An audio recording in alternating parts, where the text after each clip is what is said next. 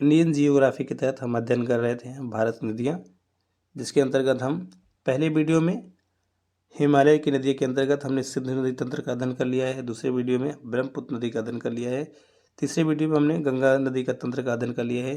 परंतु इस चौथे वीडियो में हम भारत के प्रायद्वीपीय नदी का अध्ययन करेंगे, जिसके अंतर्गत हम भारत और दक्षिण भारत की नदियों को कवर करेंगे। प्यारे दोस्तों, अगर आप मेरे चैनल पर नए हैं तो सब्सक्राइब जरूर करें, जिससे कि आप सभी वीडियो को देख पाएँ। ठीक है दोस्तों, तो इस वीडियो की हम फटाफट शुरुआत कर लेते हैं। तो प्रायद्वीपीय नदी के अंतर्गत पहले हम समझ लेते हैं कि प्रायद्वीपीय नदियाँ मौसमी होती हैं। प्रायद्वीपीय नदियाँ मौसमी होती हैं। इनमें सामान्यतः वर्षा का जल होता है। ऐसी नदियाँ सामान्यतः ग्रीष्म ऋतु यानी गर्मी के दिनों में छोटी छोटी धाराओं में बहने लगती हैं। ऐसी नदी गर्मी के मौसम में सूख जाती हैं। तो जो प्रायद्वीपीय नदियाँ होती हैं, ये इनमें सामान्यतः वर्षा का जल होता है, यानी कि इसमें कोई भी ग्लेशियर का पानी पिघल करके नहीं आता है। परंतु हिमालय नदियाँ में ग्लेशियर का पानी यानी बर्फ़ का पानी पिघल कर वो साल भर वर्ष भर जो है उसमें जल भरा रहता है। परंतु प्रायद्वीपीय नदियाँ में केवल मात्र वर्षा का पानी ही रहता है और गर्मी के मौसम में यह सूख जाते हैं। एक शब्दार्थ यहाँ पर कौन सा है? प्रायद्वीपीय, तो इसको भी समझ लेते हैं। प्रायद्वीपीय भूमि का वह भाग है जो तीन ओर से पानी से घिरा होता है तथा एक तरफ से भूमि जुड़ा होता है। ध्यान रखिएगा, ये प्रायद्वीपीय है जो तीन ओर से ये जल से घिरा हुआ है और एक ओर ये भूमि से जुड़ा हुआ है। इसे हम क्या कहते हैं? प्रायद्वीपीय कहते हैं। क्या कहते हैं? प्रायद्वीपीय कहते हैं। एक शब्द यहाँ पे खाड़ी है। समुद्र का वह भाग जो भूमि के तीनों ओर से घिरा हो वह खाड़ी कहलाता है। क्या कहलाता है? खाड़ी कहलाता है। देखिए, यहाँ वाला जो हिस्सा है तीन ओर से घिरा हुआ, एक इधर, एक इधर से और एक इधर से, तो ये वाला हिस्सा क्या कहेगा? खाड़ी कहलाएगा। और भारत में केवल बंगाल की खाड़ी ही है प्यारे दोस्तों। तो उम्मीद करता हूँ कि ये वाला सेशन आपको समझ में आ गया होगा। अब हम चलते हैं आगे। हम बात करने वाले हैं दक्षिण भारत की नदियों को दो भागों में बांट कर दिया गया है। किसमें बांटा गया है? दो भागों में बांटा गया है। तो कौन कौन से भाग हैं वो? पहला है अरब सागर में गिरने वाली नदियाँ, दूसरा है बंगाल की खाड़ी में गिरने वाली नदियाँ हैं प्यारे दोस्तों। इस बात को ध्यान रखिएगा। तो हम देखते हैं कि अरब सागर में गिरने वाली नदियाँ कौन कौन सी हैं। तो सबसे पहला माही, नर्मदा, ताप्ती, साबरमती और लूनी। बंगाल की खाड़ी में गिरने वाली नदियाँ कौन सी हैं? स्वर्णरेखा, दामोदर, महानदी, गोदावरी, कावेरी, कृष्णा और पेन्नार। तो ये है बंगाल की खाड़ी में गिरने वाली नदियाँ हैं प्यारे दोस्तों। परंतु इस पूरे सेशन में एक शब्दार्थ आपको मिलने वाला है, तो उसके बारे में हम जान लेते हैं कौन सी वो शब्दार्थ है प्यारे दोस्तों। तो वह है भ्रंश घाटी। देखते हैं भ्रंश घाटी किसे कहते हैं।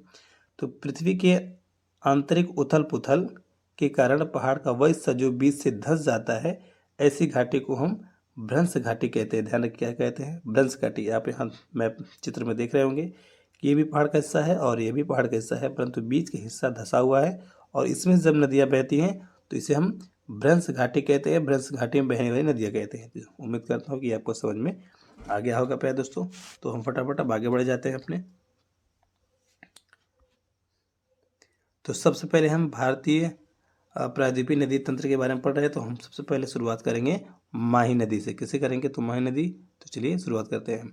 तो माही नदी का उद्गम मध्य प्रदेश की विंध्याचल पर्वत श्रेणी से होता है। यह नदी मध्य प्रदेश, राजस्थान, गुजरात से बहते हुए अरब सागर में गिर जाती है। आप यहाँ मैप में देख रहे होंगे कि विंध्याचल पर्वत से इस नदी का उद्गम हो रहा है और यह बहते हुए गुजरात की खाड़ी में यानी कि अरब सागर में या खंबात की खाड़ी में यह गिर जा रही है। ध्यान रखिएगा, अरब सागर को खंबात की खाड़ी भी कहते हैं, इस बात को ध्यान रखिएगा। ठीक है, तो माही नदी हो जाती है। अब हम बात करेंगे कि माही नदी की कुल लंबाई कितनी है। तो 583 किलोमीटर है। ध्यान रखिएगा इसको बात को। ठीक है, माही नदी भारत की एक ऐसी नदी है जो कर्क रेखा को दो बार काटती है। एक बार यहाँ पर काटती है और एक बार यहाँ पर। तो भारत की केवल एकमात्र ऐसी नदी है जो कर्क रेखा को दो बार काटती है। वो कौन सी नदी है? तो माही नदी है। इस बात को आप ध्यान में रखिएगा। अब हम बात करने वाले हैं नर्मदा नदी की। नर्मदा नदी का उद्गम मध्य प्रदेश के अमरकंटक पहाड़ी से होता है। कहाँ से होता है? अमरकंटक पहाड़ी से। ध्यान रखिएगा, अमरकंटक पहाड़ी से दो नदियों का उद्गम होता है, जो कि हम लोगों ने पहले वीडियो में पढ़ चुका है कि सोन नदी का भी उद्गम किससे होता है? अमरकंटक पहाड़ी से होता है। और नर्मदा नदी का भी उद्गम अमरकंटक पहाड़ी से होता है। यह मध्य प्रदेश, महाराष्ट्र, गुजरात राज्यों से बहते हुए खंबात की खाड़ी यानी कि अरब सागर में गिर जाती है। तो ध्यान रखिएगा यहाँ पर नर्मदा नदी का उद्गम हो रहा है, ठीक है, और ये बहते हुए 3 राज्यों से होते हुए कहाँ खंबात की खाड़ी यानी कि अरब सागर में गिर जाती है। तो इस बात को आप ध्यान रखिएगा। नर्मदा नदी उत्तर में विंध्याचल पर्वत, दक्षिण में सतपुड़ा पर्वत के बीच भ्रंश घाटी से बहती है। इस बात को आप ध्यान में रखिएगा। भ्रंश घाटी जस्ट हमने पढ़ा है कि एक तरफ जो पर्वत का भाग है वो विंध्याचल है और एक तरफ भाग जो है दक्षिणी भाग में वो सतपुड़ा है। तो उसके बीच से नदी बहती है जिसे हम भ्रंश घाटी कहते हैं। और भ्रंश घाटी से बहने हुई नदी केवल मात्र नर्मदा नदी है। तो इस बात को ध्यान रखिएगा। यह मध्य प्रदेश की सबसे बड़ी नदी है, यानी कि मध्य प्रदेश की जीवन रेखा भी इसे कहते हैं। इसकी सहायक नदियाँ तावा और संग और सेर है। तो ध्यान रखिएगा, नर्मदा नदी की 3 प्रमुख सहायक नदियाँ हैं। कौन सा? तावा और संग और सेर नदियाँ हैं। ठीक है प्यारे दोस्तों, तो उम्मीद करता हूँ कि समझ में आ गया होगा। अब हम चलते हैं फटाफट आगे।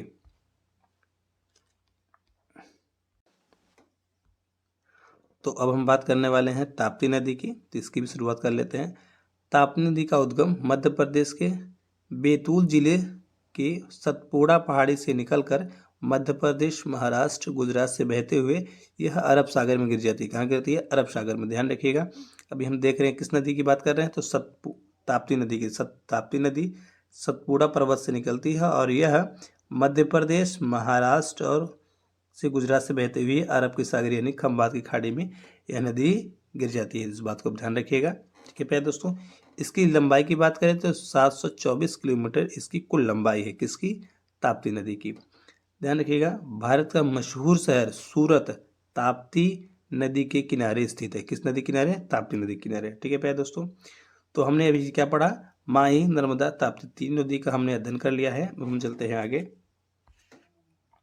हम बात करने वाले हैं लूनी नदी की। तो लूनी नदी का उद्गम राजस्थान के अरावली पर्वत पहाड़ी से होता है। कहाँ से? अरावली पहाड़ी से होता है। यह नदी राजस्थान व गुजरात के कच्छ के रण में विलुप्त हो जाती है। किसके रण में? कच्छ के रण में। देखिए, सफ़ेद नमक की चादर से बिछा हुआ कच्छ का रण, यानी कि वहाँ पर बहुत मरुस्थलीय भाग है, इसलिए इसे मरुस्थलीय नदी भी कहते हैं। और वहाँ पर ये नदी जाकर के क्या होती है?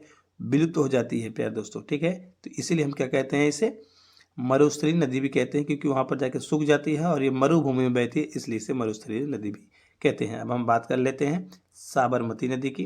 ये महत्वपूर्ण है एक प्रकार से। साबरमती का उद्गम उदयपुर के निकट, उदयपुर राजस्थान में पड़ता है, उदयपुर के निकट अरावली पर्वत श्रृंखला से होता है। देखिए, पहले बता दिए जो राजस्थान में है। यह नदी राजस्थान, गुजरात से बहते हुए अरब सागर में गिर जाती है। कहाँ गिरती है? अरब सागर में गिर जाती है। शहर की बात कर लेते हैं तो अहमदाबाद शहर और गांधीनगर शहर साबरमती नदी के तट के किनारे स्थित है प्यारे दोस्तों। तो ये जितनी भी आपने नदियाँ पढ़ी हैं, कौन कौन सी? माही, नर्मदा, ताप्ती, लूनी, साबरमती, ये 5 नदियाँ जो हैं यह अरब सागर यानी कि खंबात की खाड़ी में गिरने वाली प्रमुख नदियां हैं, जिसका भी हम लोगों ने अध्ययन किया। अब हम बात करेंगे बंगाल की खाड़ी में गिरने वाली नदियों के प्यारे दोस्तों। तो चलिए इस सेशन को भी हम फटाफट जो है शुरुआत कर लेते हैं। गोदावरी नदी। गोदावरी नदी का उद्गम महाराष्ट्र के नासिक स्थित त्र्यंबकेश्वर से निकलकर महाराष्ट्र, छत्तीसगढ़, तेलंगाना, आंध्र प्रदेश से बहते हुए बंगाल की खाड़ी में गिर जाती है। कहाँ गिरती है? बंगाल की खाड़ी में गिर जाती है प्यारे दोस्तों। तो देखिए, यहाँ से महाराष्ट्र के त्र्यंबकेश्वर इसका उद्गम हो रहा है और ये बहते हुए चार राज्यों से होते हुए कहाँ गिरती है? बंगाल की खाड़ी में गिर जा रही है प्यारे दोस्तों। तो ध्यान रखिएगा कि 4 राज्यों से होकर इस नदी का बहाव होता है। कौन कौन से? महाराष्ट्र, छत्तीसगढ़, तेलंगाना, आंध्र प्रदेश। ठीक है, यह दक्षिण भारत की सबसे लंबी नदी है। क्या है? सबसे लंबी नदी कौन सी है? गोदावरी। ये दक्षिण भारत की सबसे लंबी नदी है। कौन सी? गोदावरी। इसे दक्षिणी गंगा भी कहते हैं। इसके अन्य नाम हो गए। क्या हो गए? ये अन्य नाम हो गए। इसे दक्षिणी गंगा भी कहते हैं। इसकी सहायक नदियाँ पूर्णा, पेनगंगा, प्रणहिता, इंद्रावती, सबरी प्रमुख आदि सहायक नदियां हैं। कितनी सहायक नदियां हैं ध्यान रखिएगा, तो ये जो भी हैं ये सहायक नदियां हैं। अब बाकी हम मैप में देख लेते हैं प्यारे दोस्तों, ठीक है। तो देखिए ये त्र्यंबकेश्वर से इस नदी का उद्गम हो रहा है, ठीक है, और यहाँ पर पूर्णा नदी का संगम हो रहा है। यहाँ मंजीरा भी एक छोटी सी नदी है जिसका संगम हो रहा है। अब जब यहाँ पेनगंगा में दो नदियाँ ऊपर से आके मिलती है, एक तो वर्धा, दूसरा वेनगंगा, और यह सभी मिलकर के क्या करती है, जब तीनों नदियों का संगम एक स्थान पे होता है तो ये आगे आकर कौन सा नदी बन जाती है, प्रणहिता बन जाती है। क्या बन जाती है, प्रणहिता बन जाती है। इसके बाद इधर इंद्रावती है जो इधर से आकर मिलती है, और लास्ट की जो उसकी नदी है वह है सबरी नदी है। ध्यान रखिए कौन सी नदी है, सबरी नदी है। ये सभी गोदावरी नदी की सहायक नदियाँ हैं प्यारे दोस्तों। तो उम्मीद करता हूँ कि ये वाला सेशन भी आपको समझ में आ गया होगा। अब हम आगे बढ़ते हैं और बात करेंगे कृष्णा नदी की, ठीक है प्यारे दोस्तों। किसकी बात करेंगे, कृष्णा नदी की बात करेंगे। कृष्णा नदी का उद्गम महाराष्ट्र के महाबालेश्वर, ये भी महाराष्ट्र के कहाँ, महाबालेश्वर से होता है। ये नदी महाराष्ट्र, कर्नाटक, तेलंगाना, आंध्र प्रदेश राज्यों से बहते हुए बंगाल की खाड़ी में गिर जाती है। ये नदी भी कहाँ गिरती है, बंगाल की खाड़ी में गिर जाती है। इसका भी बहाव 4 राज्य में होता है, महाराष्ट्र, कर्नाटक, तेलंगाना, आंध्र प्रदेश, ठीक है भाई दोस्तों। इसकी सहायक नदियाँ कोयना, भीमा, घाटप्रभा, मालप्रभा, तुंगभद्रा, मूसी है। इसकी कई नदियाँ सहायक नदियाँ 1, 2, 3, 4, 5 और 6, ठीक है। तो इस बात को भी ध्यान रखिएगा। शहर की बात कर लेते हैं तो हैदराबाद शहर मूसी नदी के तट के किनारे स्थित है। इस बात को भी ध्यान रखिएगा। कहाँ पर, जो हैदराबाद शहर बहुत प्रसिद्ध शहर है जहाँ पर 4 मीनार हैं, वह मूसी नदी के तट पर स्थित है, ध्यान रखिएगा। इसकी भी हम सहायक नदियों की बात कर लेते हैं। ये नदियाँ भी कहाँ गिरती है, देखिए यहाँ से इसका महाबलेश्वर से इसका उद्गम होता है महाराष्ट्र के, और यह 4 राज्यों में बहते हुए ये भी बंगाल खाड़ी में आकर के गिर जाती है, ठीक है प्यारे दोस्तों। इसकी सहायक नदियों की बात कर लेते हैं। जिसका महाबलेश्वर से उद्गम हो रहा है, देखिए इस साइड से कोयना, घाटप्रभा, मालप्रभा, तुंग और भद्रा जब आपस में संगम करती है इसे हम तुंगभद्रा कहते हैं। तुंगभद्रा कोई एक नदी नहीं है, ये 2 नदियों का संगम है, इसे हम तुंगभद्रा कहते हैं। और इस साइड में देखिए मूसी है, और इस साइड में क्या है, भीमा है। तो ये है कृष्णा नदी की कुल सहायक नदियां हैं। इसकी लंबाई की बात कर लेते हैं तो 1400 किलोमीटर इसकी कुल टोटल लंबाई है प्यारे दोस्तों। तो उम्मीद करता हूँ कि एक सेशन भी आपको समझ में आ गया होगा। अब हम बढ़ते हैं आगे। आपको मेरा वीडियो कैसा लग रहा है कमेंट में ज़रूर हमें बताएं। अब हम बात करने वाले हैं दामोदर नदी की, ठीक है प्यारे दोस्तों। तो चलिए दामोदर नदी की शुरुआत कर लेते हैं। दामोदर नदी का उद्गम झारखंड के छोटा नागपुर पठार से होता है, ठीक है। यह नदी झारखंड में बहते हुए पश्चिम बंगाल की हुगली नदी, देखिए पहली वीडियो हमने जो है गंगा जब बांग्लादेश में प्रवेश करती है तो वहाँ हुगली और पद्मा के नाम से अलग हो जाती है। तो उसी नदी में, हुगली नदी में जो है दामोदर नदी क्या करती है, यह उसमें मिल जाती है, बाद में बंगाल की खाड़ी में यह गिर जाती है। इस बात को ध्यान रखिएगा। तो देखिए यहाँ पर दामोदर नदी का शुरुआत जो है झारखंड के छोटा नागपुर पठार से हो रहा है, और ये बहते हुए बंगाल में जो है हुगली नदी से यह मिल जा रही है, ठीक है प्यारे दोस्तों। तो इसको ध्यान रखिएगा। दूसरी नदी की हम बात कर लेते हैं स्वर्ण रेखा नदी की। किसकी बात करते हैं, स्वर्ण रेखा नदी। तो स्वर्ण रेखा नदी का उद्गम झारखंड के रांची के पठार से होता है। यहाँ पर हमने झारखंड के छोटा नागपुर पठार था, यहाँ पर रांची का पठार है, ध्यान रखिएगा इसको अच्छे तरीके से। यह नदी झारखंड, उड़ीसा, पश्चिम बंगाल में बहते हुए बंगाल की खाड़ी में गिर जाती है। ये भी 3 राज्यों से होकर बहती है और अंत में बंगाल की खाड़ी में जाकर के यह नदी गिर जाती है। तो ध्यान रखिएगा, यहाँ से इसका उद्गम हो रहा है रांची के पठार से, यह भी 3 राज्यों में बहती हुई जो है बंगाल की खाड़ी में जाकर के गिर जाती है। इसका भी आप ध्यान रखिएगा। हम बात करेंगे महानदी की। महानदी का उद्गम छत्तीसगढ़ के रायपुर के निकट सिहावा पहाड़ी से होता है। कहाँ होता है ये सिहावा पहाड़ी, कहाँ स्थित है, तो छत्तीसगढ़ की राजधानी जो रायपुर है वहाँ पर यह पहाड़ी स्थित है। यह नदी उड़ीसा में डेल्टा का निर्माण करती है। कहाँ पर, ध्यान रखिएगा, उड़ीसा में डेल्टा। डेल्टा किसे कहते हैं, जहाँ कई नदियाँ त्रिकोणाकार की आकृति बनाती हैं उसे हम डेल्टा कहते हैं। उसको हम पहले ही बता दिया है, अब ना देखे होंगे तो पहले वीडियो में से देख लें। डेल्टा का निर्माण करती हैं और फिर बाद में यह बंगाल की खाड़ी में जाकर के नदी गिर जाती हैं। इसकी प्रमुख सहायक नदी कौन सी है, तो तेल नदी और जोंक नदी इसकी प्रमुख सहायक नदी हैं। इसकी लंबाई की बात कर लेते हैं तो 851 किलोमीटर इस नदी की टोटल लंबाई है, ठीक है प्यारे दोस्तों। अब हम बात करेंगे कावेरी नदी की। तो कावेरी नदी का उद्गम कर्नाटक के ब्रह्मगिरी पहाड़ी से होता है। किस पहाड़ी से? ब्रह्मगिरी पहाड़ी से होता है। यह नदी कर्नाटक तमिलनाडु में बहते हुए बंगाल की खाड़ी में जाकर गिर जाती है। ये 2 राज्यों में बहती है। देखिए, ये कावेरी नदी का उद्गम स्थल है ब्रह्मगिरी पर्वत, और ये 2 राज्यों में होते हुए जो है बंगाल की खाड़ी में जाकर के गिर जाती है। प्यारे दोस्तों, यहाँ पर एक नदी और है पेन्नार, जो बहुत छोटी नदी है।